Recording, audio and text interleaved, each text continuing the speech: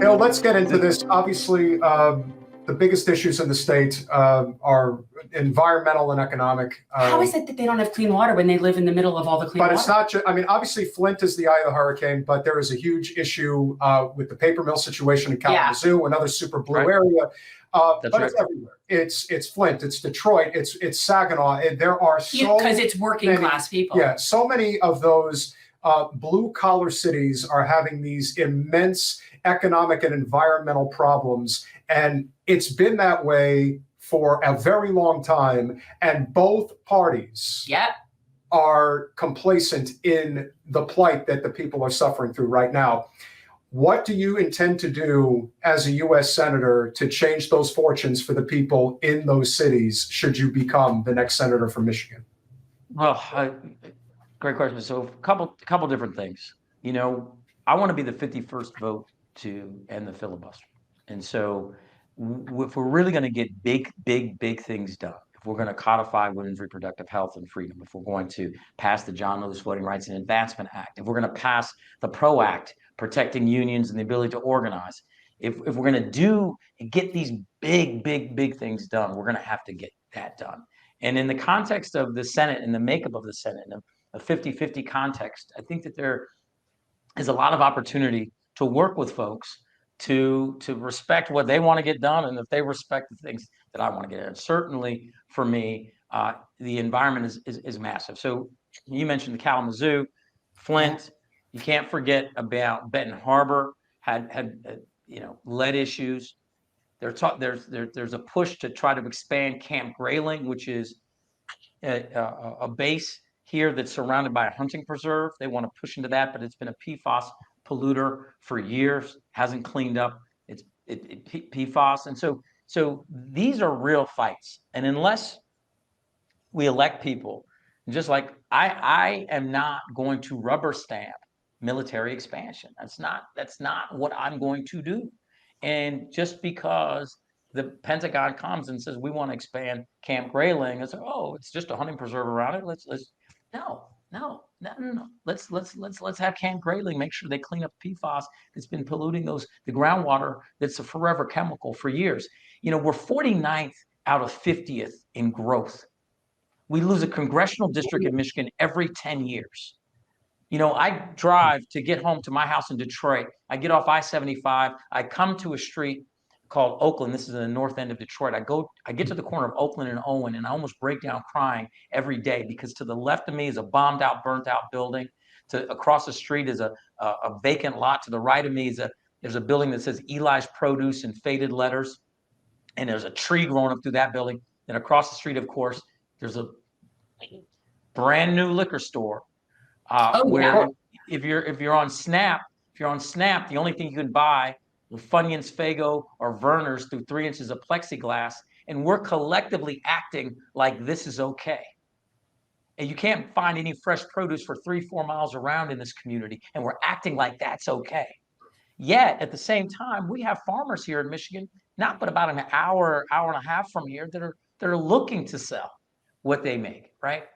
And so clearly, there are ways that we can solve these problems and we can make things work for everybody. I'm much more interested in unifying people, bringing people together, having people work together and creating common solutions that work for everybody than this idea of making everyone else the villain so I can raise money off their villainy.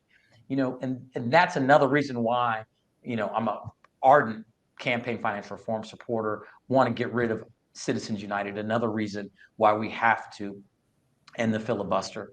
If we're going to get that done, and everybody who's in office tells me, Hill, that'll never happen. Why? And they say this obviously quietly. They say, because I benefit from it. We benefit from it. If you're in office, it makes it almost impossible for someone else to win. You know, I just thought of something really interesting. Like, what you have an opportunity to use your campaign. Like, I'm sitting here and thinking about there's this burned out lot and there's all these places and you have farmers.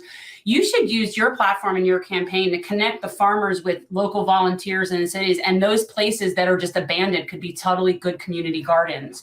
The kinds of places that are empty are the kinds of places where you can, build I don't know. I just feel like there's a way for you to use your campaign to get healthy produce to people and have that That's absolutely right. That's absolutely right. So I was talking to a single mom who's at the corner of Mack and Drexel here in Detroit, East Side. And I was also talking to a farmer kind of Midland, Michigan. And the farmer has been convinced that, he should vote for one party. No, absolutely. And this single mom doesn't vote, but if she did, she'd been convinced that she should vote for the Democratic Party, but yet they expressed the exact same desires. They want a safe place for their kids to go to school. They want a living wage. They want affordable health care. They want all these things. And he wants a place to sell his produce. She wants healthy food in her community. And so the idea was exactly that. How could I connect these two people? If I can undergird this farmer with some measure of federal support, but part of that requires that farmer to come in and sell at a pop-up or a farmer's market in this community. All of a sudden, this community has affordable produce that they can get, and it's there, and starts to create a proof point of a market. Because right now, there are a couple of people that I know that have tried to reopen Eli's Produce, but of course, they can't get a loan. That's it's hard money loan, 10 to 15%. There's no way you can stay in business. However, what we're seeing is when many of these communities get choked out, a developer can now come in, do 3-4 blocks of it with incentives as well as a 0-1% loan, and all of a sudden they've created. And you say, well, how come for 40 years individuals who live in that community can't get lending to open up small businesses, Right. but all of a sudden a major developer can come and level the entire, and it looks completely different, but none of those people can stay. So when we talk about affordable housing, when we talk about healthcare, we talk about inflation and all these things, these are the things that I have, because these are the things that I believe a senator can actually impact someone's dinner table. And we put these senators on pedestals rather than saying, no, you're a senator of service. You have to impact my dinner table. What does that look like? It means that I can't afford gas. It means that I can't afford healthcare. It means that I don't have a living wage. $7.25 minimum wage in 2012. Fast forward to 2024, $7.25. Does that get the job done? Is that fair? Where are we, and who's making those decisions?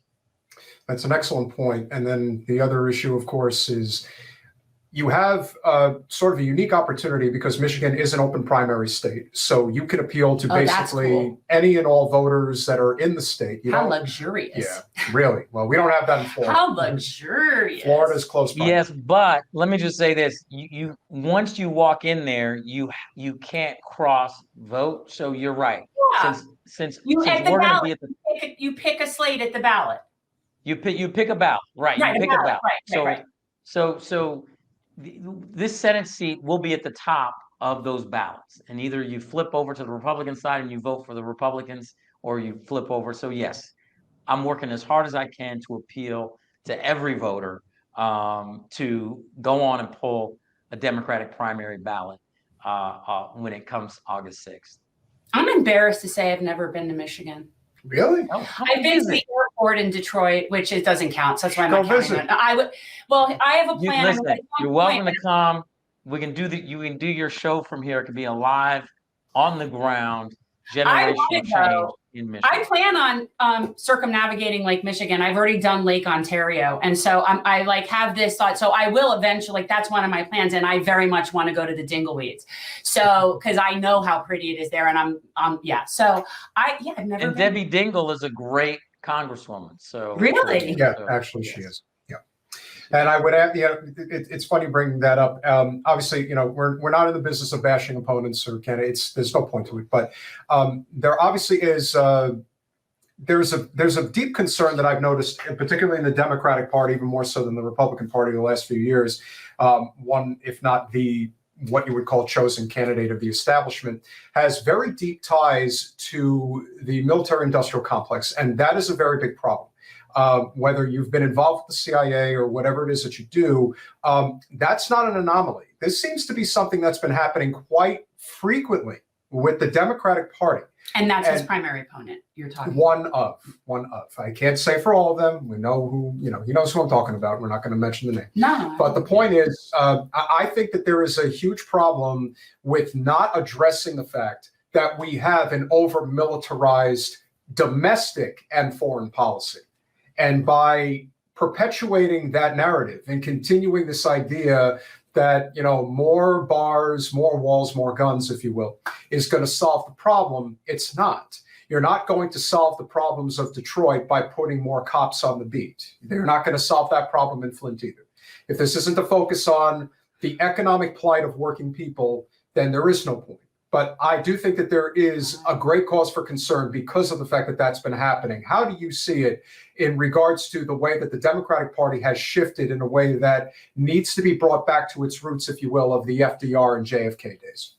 I think you're absolutely right. I think one thing you could point to is look at that Barbara Lee, Mark Pocan bill. The people, it's called the People Over the Pentagon. I hate to say what I'm about to say. It's a drop in the bucket. It was like $100 billion reduction, right? Which is literally a drop in the bucket as far as military spending. And you could just look how people were scared to even get involved, in that. Many, not all. But, when we think about, we can always seemingly in this country always find money for violence, but money for early childhood education, which we know is one of the best investments that any government can make. It pays you back eightfold on the back end by actually having productive citizens that create jobs, that open up businesses, that serve communities, that also don't get locked up, so you don't have to deal with them on the backside.